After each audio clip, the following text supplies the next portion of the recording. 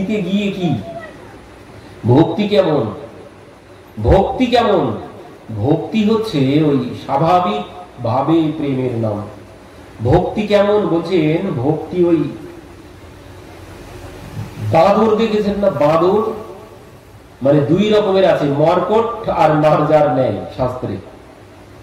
বলছেন ভক্তি কেমন? ভক্তি হচ্ছে ওই বাঁদরের বাচ্চা বাঁদরকে ধরে রাখে। দেখবেন বাঁদরের বাচ্চা মাকে জড়িয়ে ধরে রাখে, আর বাঁদরটা লাফ দিয়ে চলে, আর ওই বাচ্চাটাও মায়ের সাথে চলে। তো এর নাম হচ্ছে ভক্তি, এর নাম ভক্তি। আমি ভগবানকে ধরে রেখেছি, আমি ভগবানকে ধরে রেখেছি, ভগবানের সাথে আমি চলব। এবার ছেড়ে দেব কিনা দেব সেটা আমার দায়িত্ব, কিন্তু দায়িত্ব কিন্তু আমার। ভক্তিতে কিন্তু দায়িত্ব আমার, ভক্তিতে দায়িত্ব আমার সম্পূর্ণ। বাচ্চা যদি ছেড়ে দেয় পড়ে যাবে নিচে, মায়ের কোনো দায়িত্ব নেই। মা লাফিয়ে লাফিয়ে চলবে, বাচ্চা যদি ধরে রাখে মা যেখানে যাবে বাচ্চাও সেখানে পৌঁছাবে। তো আমিও ঠিক, যদি ভগবানকে ধরে রাখি ভগবান যেখানে যাবে আমি সেখানে চলে যাব। এর নাম হচ্ছে ভক্তি। এবার ভক্তির উপরেও আরো একটা জিনিস আছে। আমরা ভাবি ভক্তির উপরে আর কিছু নেই, বলছেন ভক্তির উপরেও আরো একটা বিষয় আছে। ভক্তির উপরের বিষয়টা হচ্ছে ওই বিড়ালের বাচ্চা কি করে, বিড়ালগুলো কি করে, বিড়ালগুলো বাচ্চা কিন্তু মাকে ধরে না, এখানে মা বাচ্চাকে ধরে। বাচ্চা জন্মগ্রহণের পরে দেখবেন একদিন কাটবে রাত, পরের দিন আরেক জায়গায় নিয়ে যাবে। কিভাবে নিয়ে যাবে? বাচ্চা মানে মাই বাচ্চাকে দাঁত দিয়ে ধরে অন্য জায়গায় নিয়ে যাবে। বাচ্চার কিন্তু কোনো দায়িত্ব নেই, মাই তাকে নিয়ে যাবে সর্ব জায়গায়, ঘুরে ঘুরে বেড়াবে। আবার কি নিজের দাঁত দিয়ে ধরবে। যে দাঁতে ইঁদুর ধরে একবার ধরলেই বলো হরি হরি বল হয়ে যায়, কিন্তু সেই দাঁত দিয়েই বাচ্চাগুলোকে ধরে। বাচ্চাগুলোর কিছু হয়? কোনো কিছুই হয় না। কিন্তু বলছেন কত জায়গা, এখান থেকে ওখানে, ওখান থেকে ওখানে, ওখান থেকে ওখানে নিয়ে চলে যায়, কিন্তু বাচ্চাগুলোর কোনো কিছু হয় না। তো এটি কি, এটি কি বলছেন? এটি ভক্তির উপরের স্তর। এটি কি? এটি হচ্ছে সমর্পণ। বাচ্চাগুলো মায়ের উপরে সমর্পিত, মা যেখানে নিয়ে যাবে বাচ্চাগুলো সেখানে যাবে। তো বলছেন ভক্তির পরে হচ্ছে সমর্পণ। সমর্পিত হতে হবে ভগবানের চরণে, নিজেকে সমর্পণ করে দিতে হবে। এই যে সমর্পণ কত প্রকারের আছে, আজ তো রাত হয়ে গেছে, না হলে এই আলোচনা অনেক বড়। আবার সমর্পণ 6 প্রকারের। কি কি বলছেন? আনুকূল্যেন সংকল্প প্রতিকূল্যস্য বিবর্জন রক্ষিষ্যতি বিশ্বাস গোত্রিত্য বর্ণম তথা আত্মনিক্ষেপ কার্পণ্যম সরবিধ শরণাগতি। এই হচ্ছে শরণাগতি। কি কি বলছেন? আনুকূল্যেন সংকল্প, আর প্রতিকূল্যস্য বিবর্জনম, আর কি রক্ষিষ্যতি বিশ্বাস গোত্রিত্য বর্ণম তথা আত্মনিক্ষেপ আর কার্পণ্যম। এই হচ্ছে সরবিধ শরণাগতি। এই ভক্তির পরের স্তরে। ভক্তিতে লাভ হবে না, ভক্তিতে আমি যদি ছেড়ে দিই ভগবান আমাকে ছেড়ে দিয়ে চলে যাবে। ভক্ত যদি ভগবানকে না ধরতে পারে ভগবান চলে গেল, ভগবানের কোনো দায়িত্ব নেই। কিন্তু যদি আমি নিজেকে সমর্পণ করে দিতে পারি ভগবানের চরণে, ওই বিড়ালের বাচ্চার মতো, তাহলে আমার আর কোনো দায়িত্ব নেই, তিনি আমাকে ধরে রাখবেন। ঠিক সেইভাবে তখন বললেন কখন? যখন আমি শরণাগত হব ভগবানের চরণে, নিজেকে সমর্পণ করে দেব। সমর্পণ কিভাবে করতে হবে? সমর্পণ বলছেন 6 ভাবে, 6 প্রকারের সমর্পণ। কিভাবে আছে বললেন? আনুকূল্যেন সংকল্প। কি বলছেন? ভগবান যেটি ভালো না বাসে, ভগবান যেটি ভালোবাসে আমি সেটাই করব। আমি যাকে ভালোবাসি, আমি যাকে ভালোবাসবো কি করব? সে যা যা ভালোবাসে আমি তো সেটাই করতে শুরু করব। তো বলছেন আমি ভগবানকে ভালোবাসবো মানে আনুকূল্যেন সংকল্প, আমি সংকল্প করে ভগবান যেটি ভালোবাসে সেটাই করব। ভগবান যেটি ভালো না বাসে বললেন প্রতিকূল্যস্য বিবর্জন, ভগবান যেগুলো ভালো না বাসে আমি সেগুলো সব ত্যাগ করে দেব। প্রভু যেটি ভালোবাসে আমি সেটাই করব, তিনি যেটি ভালো না বাসেন আমি সেটি ত্যাগ করে দেব। আর কি রক্ষিষ্যতি বিশ্বাস, বিশ্বাস, বিশ্বাস মানে এই বিশ্বাস যে তিনি আমাকে রক্ষা করবেন। আর কি গোত্রিত্ব বর্ণম তথা বলছেন, এবার ভগবানকে প্রতিরূপে বরণ করতে হবে, ভগবানকে প্রতিরূপে বরণ করতে হবে। পতির ইচ্ছা মতো পত্নী চলবে, পতি যা বলবে পত্নী সেই মতো চলবে, তো ভগবানকে প্রতিরূপে বরণ করতে হবে। আর কি আত্মনিক্ষেপ মানে সমর্পণ, আত্ম মানে নিজেকে সম্পূর্ণরূপে, কেমন ভাবে বলছেন, ওই যে নদীতে যেভাবে ওই কাঠকুটো শুকনো কাঠ যেভাবে ভেসে যায় ওইভাবে নিজেকে সমর্পণ করে দিতে হবে। বলছে এবার আমি তোমার উপরে নিজেকে সমর্পণ করে দিলাম, তুমি আমাকে যেভাবে যেখানে নিয়ে যাবে আমি সেখানে সেভাবেই চলবো, নিজের ইচ্ছায় আর আমি কোনো কিছু করব না, সম্পূর্ণরূপে। মানে যেভাবে নদীতে শুকনো কাষ্ঠ ভেসে যায়, জল যেভাবে তরঙ্গতাকে যেভাবে নিয়ে যায় সে সেইভাবে চলে, তার নিজস্ব কোনো চেষ্টা নেই। বলেন সম্পূর্ণরূপে সবকিছু, সম্পূর্ণরূপে দ্রৌপদী যতক্ষণ না সম্পূর্ণরূপে সমর্পিত হয়েছে, এক হাত দিয়ে প্রথমে ডেকেছেন, এক হাত দিয়ে বস্ত্র ধরে রেখেছেন, সম্পূর্ণরূপে সমর্পণ হয়নি। যখন সমস্ত শক্তি ছেড়ে দিয়েছেন শুকনো কাষ্ঠের মতো, এবার ভেসে গেলাম প্রভু, তুমি রক্ষা করলে তো করো, না করলে তো এইভাবেই ভেসে চললাম। এইভাবে যখন নিজের সমস্ত শক্তি ত্যাগ করে দিয়ে ভাসতে শুরু করবো, বলছেন প্রভু তখনই রক্ষা করবে, তখনই তোমার সমস্ত দায়ভার গ্রহণ করবে। আরেকটি শর্ত আছে শরণাগতির, মানে 6টি শর্ত। আরেকটি 6 নম্বর শর্ত হচ্ছে কার্পণ্যম। কার্পণ্যম মানে হচ্ছে ছোট। তৃণাদপি শুনিছেন তরোরিব সহিষ্ণুনা অমানীন মানদেন কীর্তনীয় সদা। বলছেন এই তৃণের মতো ছোট হতে হবে, নিজের সমস্ত কিছু অভিমান সব কিছু ত্যাগ করতে হবে। কেমন ছোট? বলছেন রাইকে বিষ ও হিসা কাপুনি পাছে বিষ তাতে নান্নে হ্যায় রহো তব মিলেগি জগদীশ। বলছেন একটা রাই মানে ডাল, একটা বুটের ডাল ধরুন, তো সেই ডালকে 20 ভাগ করুন, 20 ভাগের পর 19 ভাগ বাদ দিন, দিয়ে 1 ভাগ গ্রহণ করুন। এবার 1 ভাগ গ্রহণ করে সেই ভাগটাকে পুনরায় 20 ভাগ গ্রহণ, 20 ভাগ করতে হবে, করে 1 ভাগ যে পরিমাণ হবে বলছেন অত ছোট হতে হবে। অত ছোট যদি হতে পারো তখনই ভগবান তোমার সমস্ত দায়ভার গ্রহণ করবে, তার আগে নয়। এই শরণাগতির 6টি শর্ত। বললেন নাম করলেই শুধু ফল হবে না, নাম করলে আমরা যে বলি খাইতে শুইতে যথা তথা নাম নয়, দেশ কাল নিয়ম নাস্তি সর্বসিদ্ধি হয়। বলছেন কখন? বলছেন এই শরণাগতির 6টি শর্ত যখন পার করব তখন তিনি আমাকে রক্ষা করবেন, যেভাবে রক্ষা করেছিলেন কত ভক্ত আছে। যেমন সেই মহারাষ্ট্রে ওই গোড়াই কাকা ওই হাঁড়ি কলসি বানাতেন মাটির, আর ভগবানের নাম করতেন। মাটি বানাচ্ছেন, একদিন পা দিয়ে দিয়ে মাটি তৈরি করতে হয়, ভালো করে মাটি চেপে চেপে হাঁড়ি কলসি বানানোর জন্য। তো মাটি তৈরি করছেন আর ওই নাম করছেন। পত্নী বলছেন দেখো আমি জল আনতে যাচ্ছি, ছেলেটাকে তুমি দেখো। 1.5-2 বছর বয়স ছেলের তখন, আমি জল আনতে যাচ্ছি তুমি দেখো। তো ইনি তো বললেন ঠিক আছে, বলে ওই ভগবানের নাম করছেন। আর ওখানকার নাম কেমন?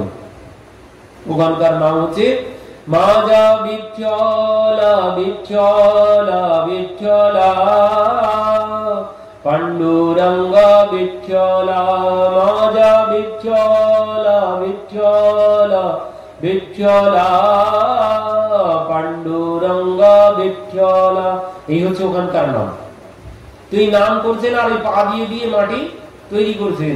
এমন সময় কি হয়েছে, ওই ছেলেটা হামাগুড়ি গুটি দিয়ে এসে ওই কাদার মধ্যে গিয়ে কখন উঠেছে। তিনি তো নাম করতে করতে পাগল হয়ে গেছেন। ওই যে সেই প্রকাশানন্দ সরস্বতী পাদ মহাপ্রভুকে বলছেন, কি বলছেন? বলছেন সন্ন্যাসীর ধর্ম হয় বেদান্ত শ্রবণ। প্রকাশানন্দ সরস্বতী পাদ মহাপ্রভুকে বলছেন, বলছেন সন্ন্যাসীর ধর্ম হয় বেদান্ত শ্রবণ, তাহা নাহি করো নাম সংকীর্তন। সন্ন্যাসীর ধর্ম তো বেদান্ত শ্রবণ। তুমি বেদান্ত শ্রবণ না করে রাস্তায় রাস্তায় এই হরি বল হরি বল হরি বল হরি বল বল বেড়াও কেন? এই নাম করতে কি জন্য, কি জন্য করো তুমি? তখন বলছেন যে আমি তো জানি না, কিন্তু গুরুদেব আমাকে বলেছেন। কি বলেছেন? বলছেন গুরু মোরে মূর্খ দেখি করিলা শাসন, মূর্খ ওরে নাই বেদান্তে অধিকার, কৃষ্ণ মন্ত্র জপ কর এই মাত্র সার। বলছেন গুরুদেব আমাকে বলেছে আমি মূর্খ, আমি ওইসব বেদান্ত পারবো না পড়াশোনা করতে। আমাকে বলেছে তুই শুধুমাত্র এই নাম করতে থাক, হরে কৃষ্ণ কৃষ্ণ কৃষ্ণ হরে হরে, হরে রাম রাম রাম হরে হরে। গুরুদেবের আদেশে আমি এই নাম করি। তো বলছে নাম করো করো ঠিক আছে, তো তুমি এমন পাগলের মতো করো কেন? এমন পাগলের মতো করো কেন? তো বলছেন না নাচি আমি আপন ইচ্ছায়, নাম মোরে নাচায় গাওয়ায় হাসায় কাঁদায়। প্রকাশানন্দ সরস্বতী বলছেন বুঝলাম গুরুদেব বলেছে নাম করতে, তো তুমি করবে, তো পাগলের মতো এইভাবে কেন ধেই ধেই করে নাচতে থাকো? কোনো জ্ঞান থাকে না, এইভাবে এমন করে কেন নাচো? তো বলছেন মহাপ্রভু যে আমি তো নাচি না, এই নাম মোরে নাচায়, নাম মোরে হাসায় কাঁদায়। তো এই জন্য বলছেন গুরুদেব আমাকে বলেছিল। কি বলেছিল? বলছেন কৃষ্ণ নামের ফল প্রেম, এ তো সর্বশাস্ত্রে কয়। কৃষ্ণ নামের ফল প্রেম, এ তো সর্বশাস্ত্রে কয়, কোন ভাগ্যে সেই প্রেম তোমার হইল উদয়। নামে এমনই ভাব হবে, পাগলের মতোই হবে প্রেম, এমনই নামের মধ্যে এমনই প্রেম আছে। বলছেন কোন ভাগ্যে তোমার মধ্যে সেই প্রেমের উদয় হয়েছে, এই জন্য আমি এইভাবে পাগলের মতো নাচি, কোনো জ্ঞান থাকে না। তো নামের এই হচ্ছে ফল। তুই এই গোড়াই কাকাও ওই পাগলের মতো নাম করছেন, কোনো জ্ঞান নেই। ছেলেটা যে কখন কাদার মধ্যে এসেছে কোনো জ্ঞান নেই, কাদার মধ্যে ছেলেটাকে ওইভাবে পা দিয়ে চেপে পিষে ফেলেছে। কাদার মধ্যে ছেলেটাকে ওইভাবে পা দিয়ে চেপে পিষে ফেলেছেন। এবার ওনার তো কোনো জ্ঞান নেই, নামের মধ্যে ডুবে গেছেন, কোনো জ্ঞান নেই, কোনো বাহ্য জ্ঞান নেই, নামের মধ্যে তিনি ডুবে আছেন। এবার পত্নী দিয়ে এসেছেন, এসে বলছেন ছেলে কোথায়? বলছেন দেখো কোথাও না কোথাও হবে ঘরের মধ্যে। সব খুঁজেছেন, খুঁজে খুঁজে কোথাও পেলেন না। এবার ওই মাটির দিকে যেই তাকিয়েছেন, মাটির ভিতর থেকে দেখতে পাচ্ছেন এই হাত বেরিয়ে আছে। হায় হায় হায়, তুমি কি সর্বনাশ করেছো! রাখো তোমার এই বিট্টল, তোমার বিট্টল আমার ছেলেকে খেয়েছে। দেখো তুমি কি করেছো, আমার ছেলেটাকে তুমি আমাকে এইভাবে মেরে ফেলেছো, আমার ছেলেটাকে, তোমার বিট্টল আমার ছেলেকে খেয়ে ফেলেছে। তখন নিচের দিকে তাকিয়েছেন, তাকিয়ে দেখছেন তাই তো, ছেলেটাকে যে কখন কাদার সাথে পিষে ফেলেছেন তিনি নিজেও জানেন না। পত্নী তো গালি দিচ্ছে, গালির পর গালি, তোমার বিট্টল খেয়ে ফেলেছে আমার ছেলেকে, ওই নাম তুমি আর আমার সম্মুখে কোনোদিন উচ্চারণ করবে না, ওই নাম যদি তুমি উচ্চারণ করো তুমি আমাকে আর স্পর্শ করবে না। এই যখন বলেছেন, ইনি তো কোনো কথা বলছেন না।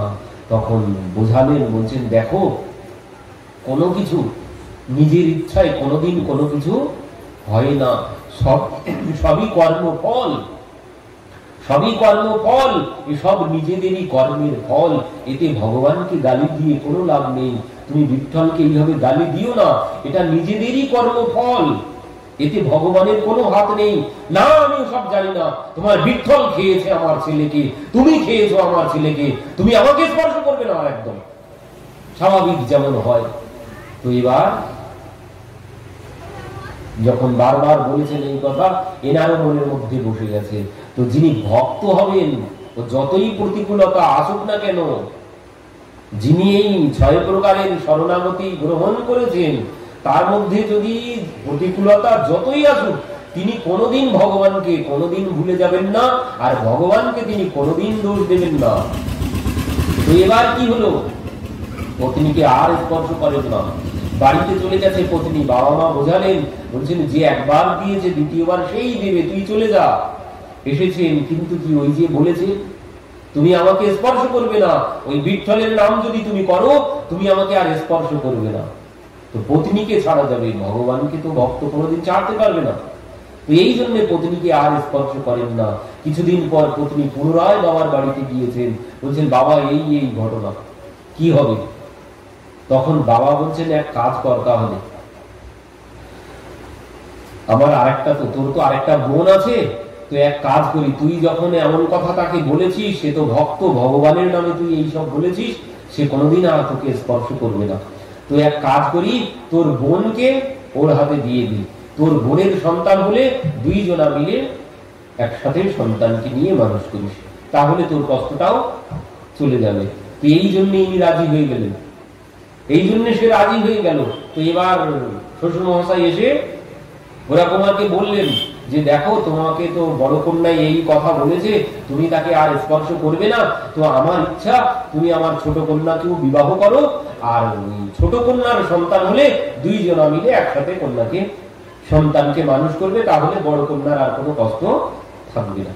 তো ঘোড়া কুমার বললেন, ঠিক আছে, আপনার যাতে ইচ্ছা, যা ইচ্ছা তাই। তো বিবাহের দিনক্ষণ সবকিছু ঠিক হয়ে গেল, বিবাহ হলো। পরের দিন বিবাহ করে যখন চলে আসবেন, এবার পিতা কন্যার হাত ধরে পাত্রের হাতে দিয়েছেন, দিয়ে বলছেন, বাবা, যে চোখে আমার বড় কন্যাকে দেখো, ঠিক ওই চোখেই আমার ছোট কন্যাকেও দেখো, যেন তার কোনো কষ্ট না হয়। তিনি বললেন, বাবা তথাস্তু, তাই হলো।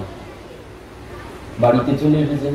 যেভাবে বড় কন্যাকে স্পর্শ করেন না, পিতা বলে দিয়েছেন, যে চোখে তুমি আমার বড় কন্যাকে দেখো, সেই চোখে আমার ছোট কন্যাকেও দেখো, এর যেন কোনো কষ্ট না হয়। এইবার ছোট কন্যাকেও আলাদা করে দিয়েছেন, নিজে আলাদা থাকে। এবার বাড়িতে গিয়েছে বড় কন্যা, কি ব্যাপার, কি হলো? বলছেন, বাবা তুমি কি বলেছিলে? বাবা তখন ভেবে ভেবে বলছেন, আমি এই কথা বলে ফেলেছি। কি বলেছি? যে তুমি বড় কন্যাকে যে চোখে দেখো, সেই চোখে আমার ছোট কন্যাকেও দেখো, এর যেন কোনো কষ্ট না হয়। এই জন্য ছোট কন্যাকেও সে আর স্পর্শ করে না। বড় কন্যাকে যে চোখে দেখে, মানে বড় কন্যাকে যে চোখে দেখে, তাকে আর স্পর্শ করে না। পিতা বলেছে, ওই চোখেই তুমি দেখো, বড় কন্যাকে যে চোখে দেখো, দেখো ঠিক ওই চোখে আমার ছোট কন্যাকেই দেখো, মানে ওইভাবেই তুমি ভালোবেসো, ওর যেন কোনো কষ্ট না হয়। তো তাকে যেভাবে দেখে বড় কন্যাকে স্পর্শ করে না, ঠিক ওইভাবে একেও আর স্পর্শ করে না। পিতার কাছে কথা দিয়েছেন। এবার দুইজনা মিলে বাড়িতে গেছেন, গিয়ে এবার বাবাকে যখন বলছেন, বাবা বলছেন, কি করবো, দেখ আমার মুখ থেকে বেরিয়ে গেছে, এটা ভগবানের ইচ্ছা, এখানে আমার কোনো দায় নেই। আমি কি বলতে কি বলে ফেলেছি, এটাই কারোর ভুল না, এটি ভগবানের ইচ্ছা না হলে এমন কোনোদিন হতেই পারে না। তো এবার কি হবে, এবার কি হবে? এবার একদিন কি হয়েছে, দুইজন মিলে একদিন রাত্রিতে গিয়ে এনারা দুইজন ওনার হাত ধরেছে, ঘোড়া কুমারের পতির হাত ধরেছে, দুইজন গিয়ে দুই হাত ধরেছে। আর ইনি ঘুমের ঘরে ছিলেন, আর এনারা যেই হাত ধরেছেন ঘুম ভেঙেছে। ইনি ভাবছেন, ঘোড়া কুমার ভাবছেন, আমি হয়তো ঘুমের ঘরে এদের হাতে হাত দিয়ে ফেলেছি। এই ভেবে সকালবেলা কি করেছেন, ওই দুই হাত করার তলে গিয়ে কাঠ যেখানে ফাড়াই করে, ওখানে গিয়ে দুই হাত কেটে ফেলেছেন। এই দেখে দুই পত্নীর তো মাথায় হাত, তুমি করেছো কি? বলছেন, আমার বিঠ্ঠলের নামে দিব্যি দিয়েছে, আমি ওকে কোনোদিন স্পর্শ করব না, তো সেই স্পর্শ করে ফেলেছি, এই জন্য আমি আমার হাত দুটো কেটে ফেলেছি। তো এখন পেট চলবে কি করে? বলছেন, পেট ভগবানই চালাবে, এই হচ্ছে শরণাগতি, পেট ভগবানই চালাবে, কিছুই করার নেই। তখন বলছে, দেখ ভিক্ষা করা চলবে না, 2-3 দিন যা ছিল বাড়িতে চলেছে, আর কিছু নেই, চলছে না সংসার। তখন বলছে, ভিক্ষা করতে যাব। বলছে, না, ভিক্ষা করতে গেলে হাত কেটেছি, এরপরে গলাটা কেটে ফেলবো। কেউ আর কোনো কিছু বলতে পারছেন না, চুপচাপ তিনজন বাড়িতে বসে আছেন। 4 দিন 5 দিন কেটে গেছে, অনাহারে বসে আছেন। ভগবান আর রুক্মিণী দেবী ভোজন দিচ্ছেন, ভগবান আর ভোজন করতে পারছেন না। প্রভু কি হয়েছে, এইভাবে বসে আছেন, অন্য মনস্ক হয়ে ভোজন করছেন না কেন? ভগবান বলছেন, দেবী আমার ভক্তরা আজ 5-6 দিন হয়ে গেল অনাহারে বসে আছেন। রুক্মিণী দেবী বলছেন, প্রভু আপনার ভক্তরা আজ 5-6 দিন অনাহারে বসে আছে, তো আপনি কি করছেন এখানে বসে বসে? আপনি এখানে বসে বসে কি করছেন? চলে যাবেন তো, তাদেরকে সাহায্য করবেন তো। এই কথা যেই বলেছেন, ভগবান উঠে পড়েছেন। ভগবান যেই চলতে শুরু করেছেন, রুক্মিণী দেবী বলছেন, প্রভু কোথায় চলেছেন? আমাকে না নিয়ে আমিও যাব। কোন ভক্ত বসে আছে দেখতে চাই। আমিও যাব। তখন ভগবান বলছেন, দেবী এইভাবে তো যাওয়া চলবে না। কিভাবে যেতে হবে? বলছেন যেতে গেলে ওই কুমারের রূপ ধারণ করতে হবে। আমি কুমার হব আর তুমি আমার কুমারের পত্নী হবে, যদি হতে পারো তাহলে চলো। তো ভগবান কুমারের রূপ ধারণ করেছেন, রুক্মিণী দেবী কুমারের পত্নীর রূপ ধারণ করেছেন। এবার চলেছেন গরুড়। বলছেন, প্রভু আমাকে না নিয়ে পায়ে হেঁটে কোথায় চললেন? বলছেন, গরুড় এখানে তোমার কোনো কাজ নেই। কেন? বলছেন, ওখানে তোমাকে দিয়ে কোনো কাজ হবে না। তাহলে কি? বলছেন, গরুড় তুমি যদি গাধা হতে পারো তাহলে হতে পারো। সঙ্গে সঙ্গে গরুড় গাধা হয়ে গেছেন। বলছেন, প্রভু এবার চলুন। গরুড় গাধা হয়ে চলেছেন।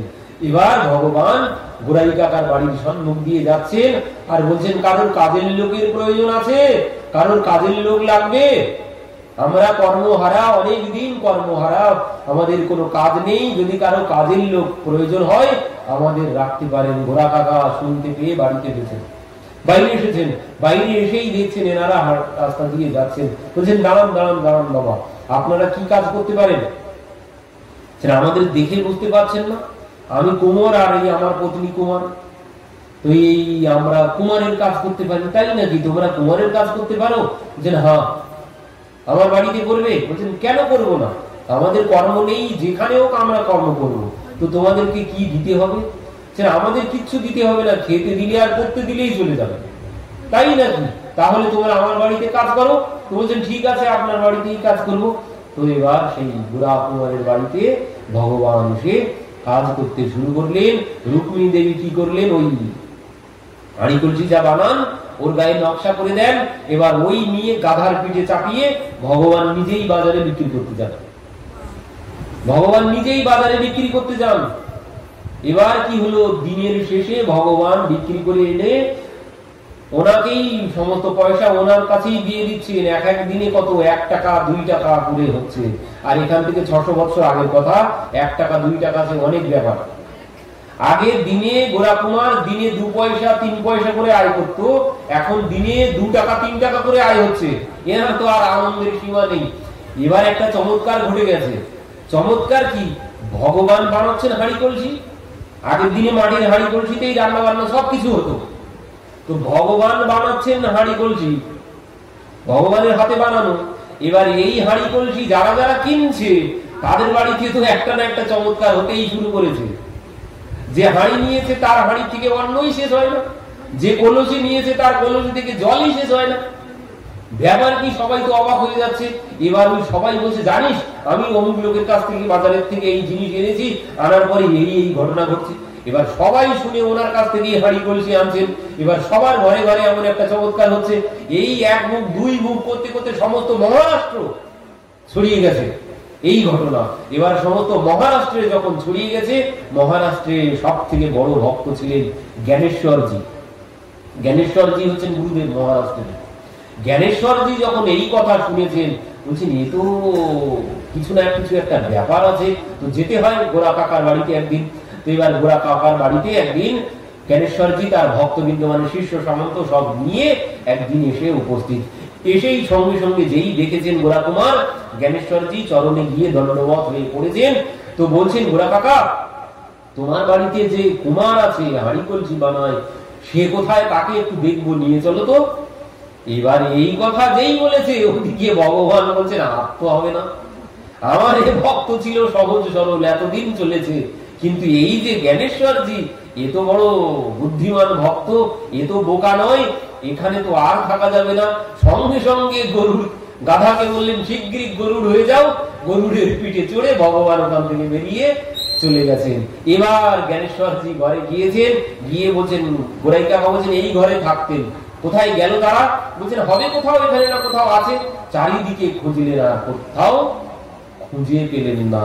তখন জ্ঞানেশ্বরজি বলছেন, গোরা কাকা এতদিন তোমার বাড়িতে যে হাঁড়ি কলসি বানিয়েছে সে আর কেউ না, সে আর কেউ না, সে স্বয়ং ভগবানই তোমার বাড়িতে এসে হাঁড়ি কলসি বানিয়েছে।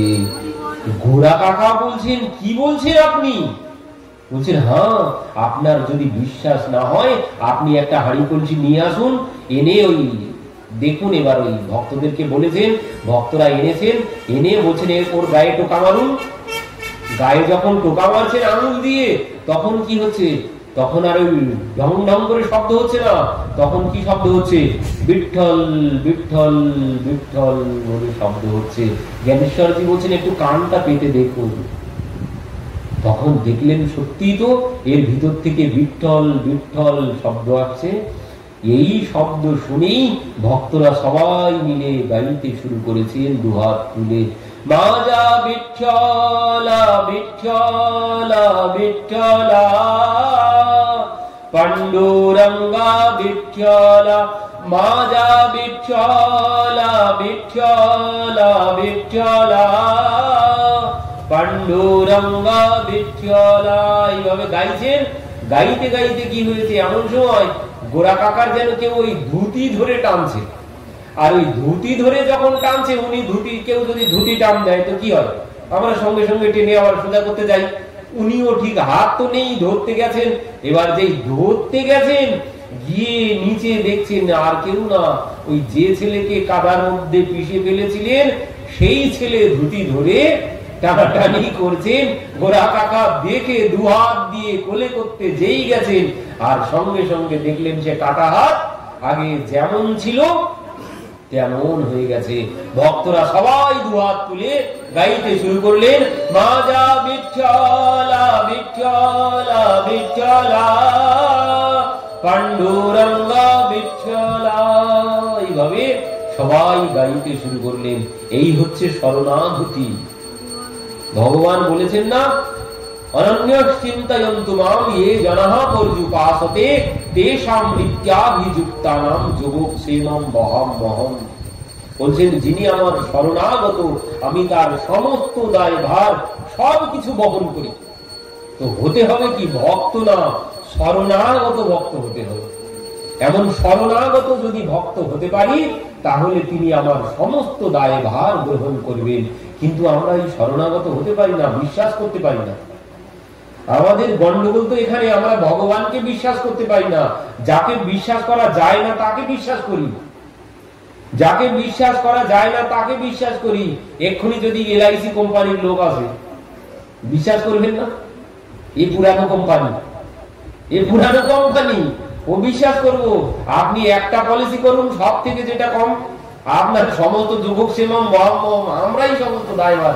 আপনি মরে গেলেও আপনার চিন্তা করতে হবে না, সব ব্যবস্থা আমরাই করব।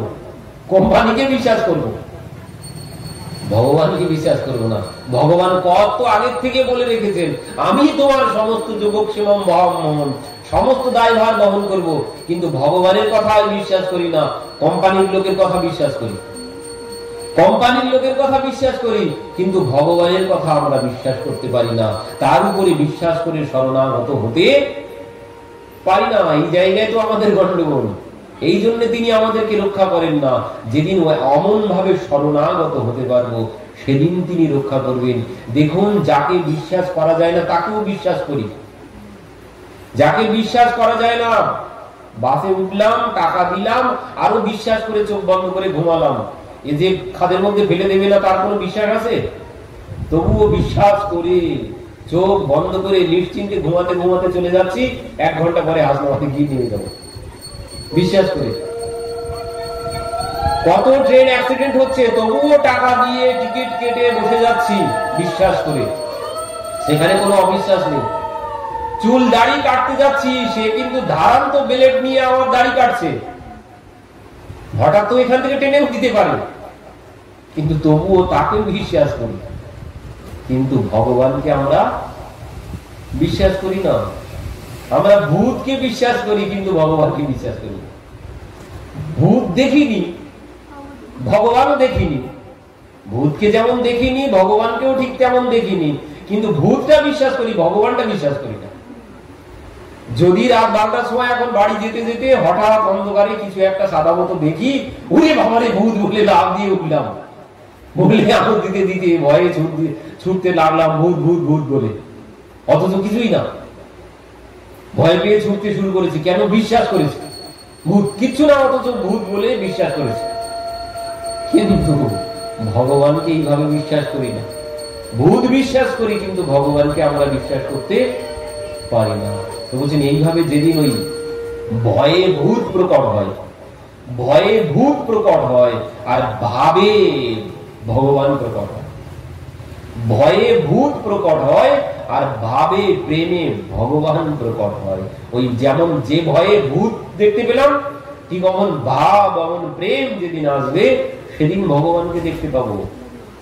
কিন্তু ওই প্রেমের অভাব, সমর্পণের অভাব, বিশ্বাসের অভাব।